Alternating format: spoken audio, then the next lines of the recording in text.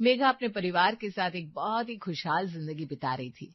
उसकी सास गायत्री, पति धीरज और बेटा बिट्टू सब मेघा को जान से ज्यादा चाहते हैं।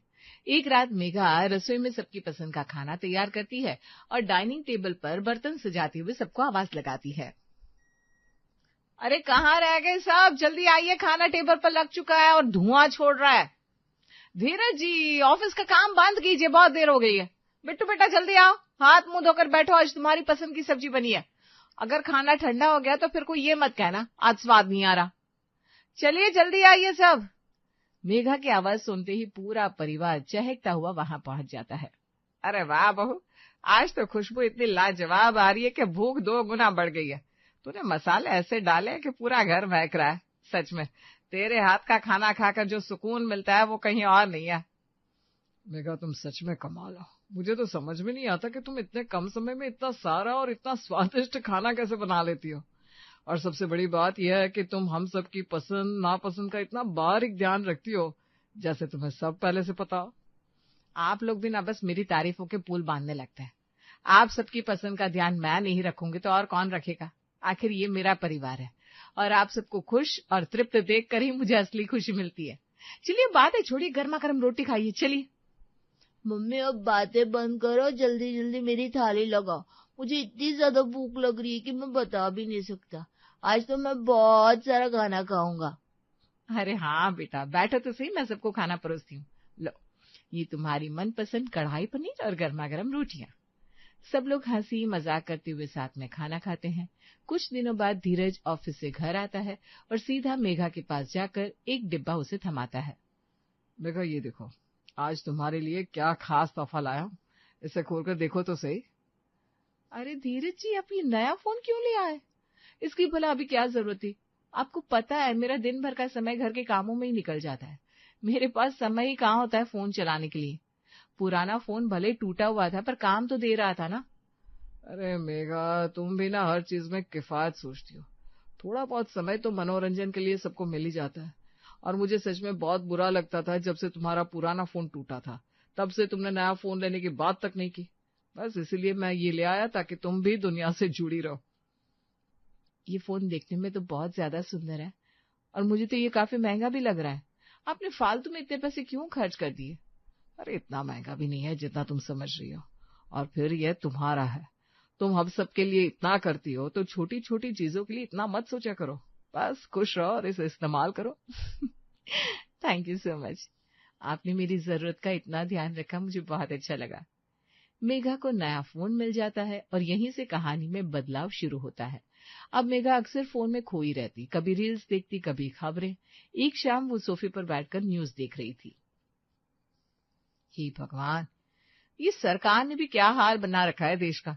जब इलेक्शन का समय आता है और इन्हें वोट मांगने होते हैं, तब तो ये बड़े बड़े नेता बराबर हमारी गली मोहल्ले के चक्कर काटते रहते हैं, हाथ जोड़ते फिरते हैं। फिर जब सच में जनता का काम करना हो तो सबके सब गायब।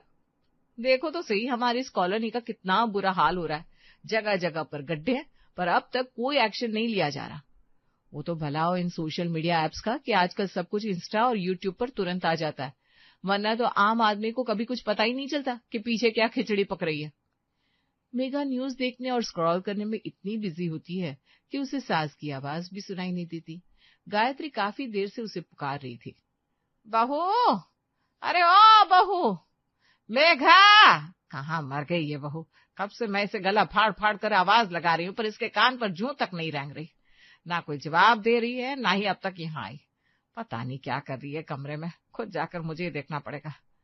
गायत्री मेघा के कमरे में पहुंचती है और देखती है कि वो तो फोन में आंखें गड़ाए बैठी है। अरे बहू, तुझे कब से आवाज लगा रही हूँ, तू बहरी हो गई है क्या? या इस फोन के अंदर घुस गई है? तुझे कुछ सुनाई दे रहा है कि नहीं? मैं बाहर बैठी चिल्ला रही हूँ। माँ जी, आप यहाँ, मुझे बिल्कुल पता नहीं चला कि आप मुझे बुला रही थी। अरे बहू, यहाँ ना आऊं तो कहाँ जाऊं? हमें मार्केट जाना है, तुझे याद है ना?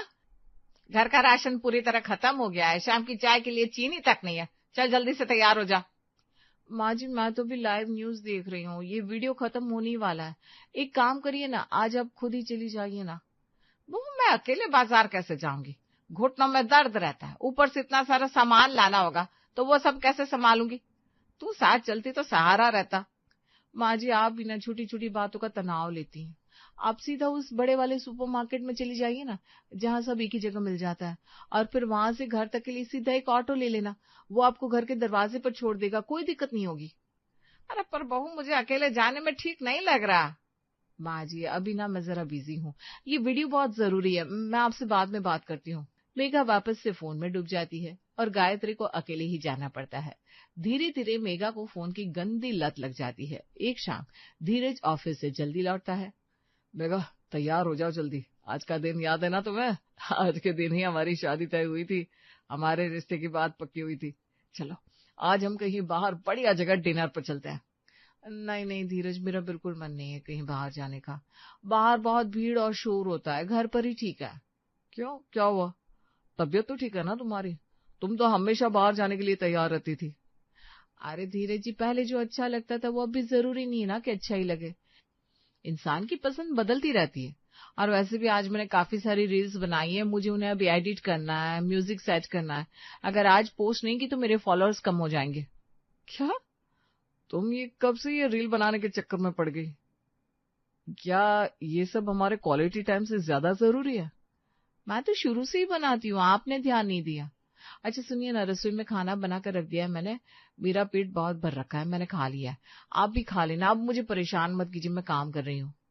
अरे मेघा कम से कम साथ में बैठकर खाना तो खा ही सकते हैं ना, दिन भर बाद तो हम साथ में होते हैं। धीरज प्लीज, मुझे नींद भी आ रही है और काम भी है, मैं जा रही हूँ। अब मेघा किसी पर भी ध्यान नहीं देती। एक शाम बिट्टू स्कूल से रोते हुए आता है। मम्मा देखो ना, मेरी ट्यूशन वाली मैडम ने आज मुझे बहुत मारा। मैं उनके पास अब पढ़ने के लिए कभी नहीं जाऊंगा। अब क्या गलती की तुमने? जरूर वहां भी शैतानी की होगी, वरना मैडम क्यों मारेंगी? मैंने कुछ नहीं किया। मैडम ने अचानक टेस्ट ले लिया और चैप्टर 4 के सवाल दे दिए, जबकि वो चैप्टर तो मैडम ने अभी तक पढ़ाया भी नहीं था। मुझे पता ही नहीं था तो मैं क्या लिखता, इसीलिए कम नंबर आए और उन्होंने मुझे मार दिया।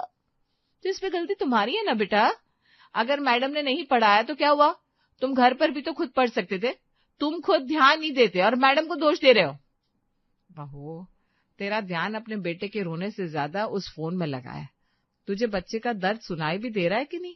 कैसी माँ है तू जो उसे डांट रही है? माँ जी बिट्टू ने गलती की है, अब उसकी गलती पर मैं क्यों उसका साथ दूं? उसे खुद मेहनत करनी चाहिए ना। गलती बिट्टू की नहीं, तेरी है।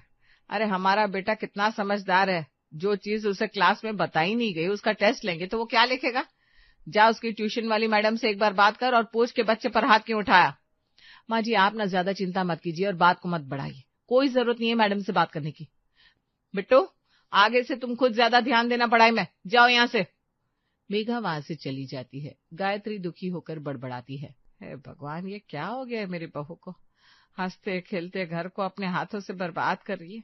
न सास की इज्जत, न पति का प्यार, न बेटे की ममता, बस उस फोन में ही पूरी दुनिया बसी है इसकी। कुछ दिन और बीत जाते हैं। एक शाम गायत्री तैयार होकर मेघा के कमरे में आती है। चल बहू तैयार हो जा। कहाँ जाना है माँ जी इतनी शाम को? अरे बहू सुबह बताया था आज कॉलोनी में सत्संग है, सब साथ जा रहे हैं।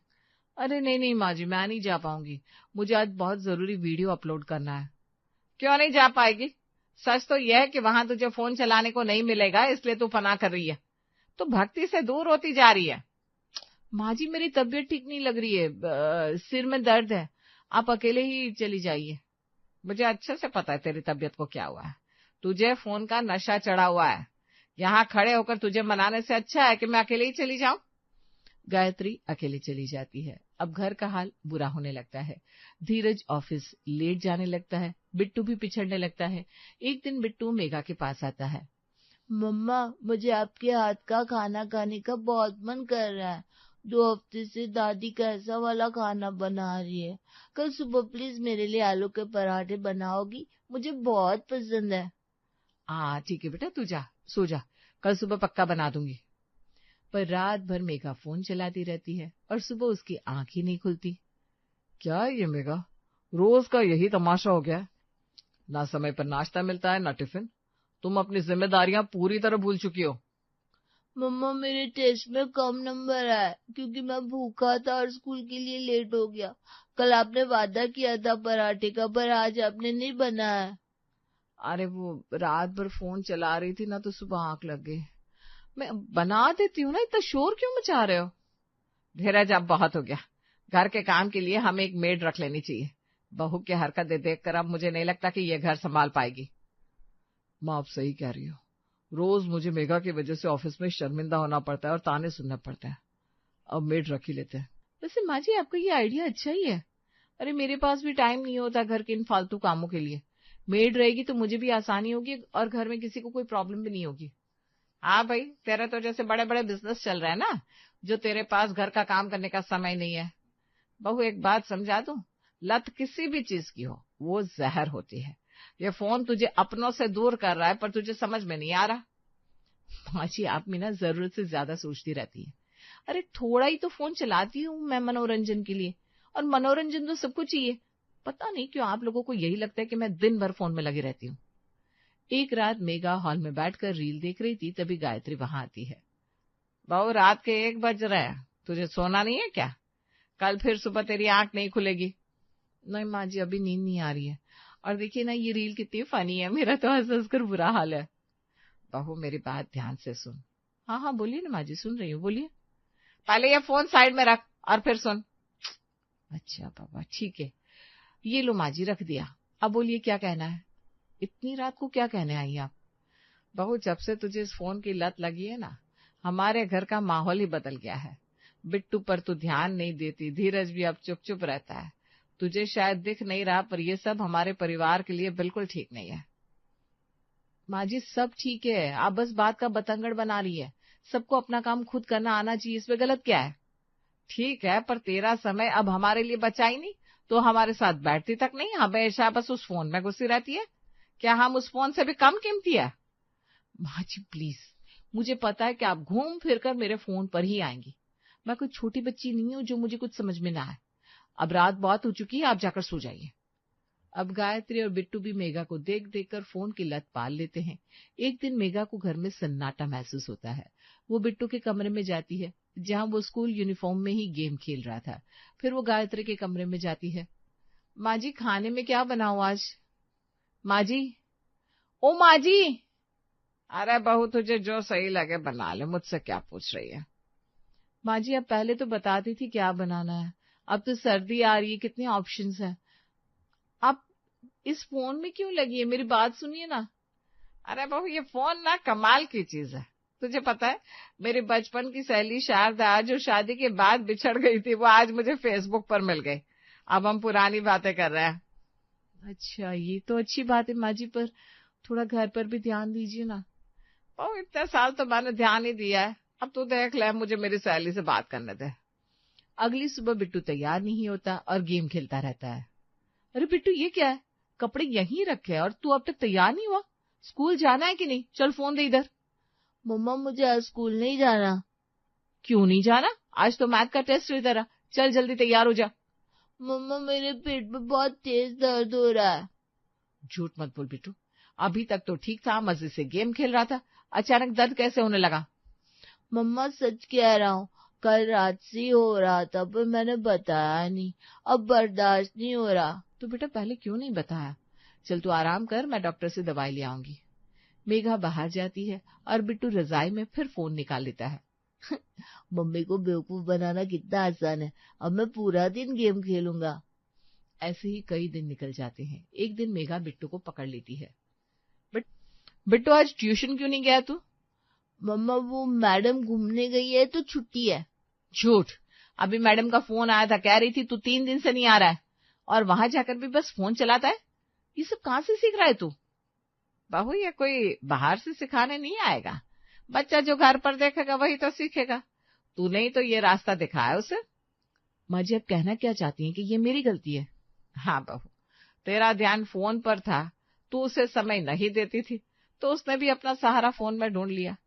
तूने उसे नजरअंदाज किया तो उसने तुझसे झूठ बोलना शुरू कर दिया। माँ जी, अब बिल्कुल सही कह रही हैं। ये मुझसे क्या हो गया? मेरा हंसता खेलता परिवार मैंने खुद बर्बाद कर दिया। मुझे फोन की ऐसी लत लगी कि मुझे अपना बच्चा और घर नहीं दिखा। पर अब और नहीं, अब मैं आप सबका पूरा ध्यान रखूंगी और इस लत को छोड़ दूंगी। मेघा को अपनी गलती का एहसास होता है। वो समझ जाती है कि अपनों का साथ उस छोटी सी स्क्रीन से कहीं ज्यादा कीमती है। अब वो फोन का उपयोग सिर्फ जरूरत के लिए करती है और अपना सारा प्यार अपने परिवार पर लुटाती है।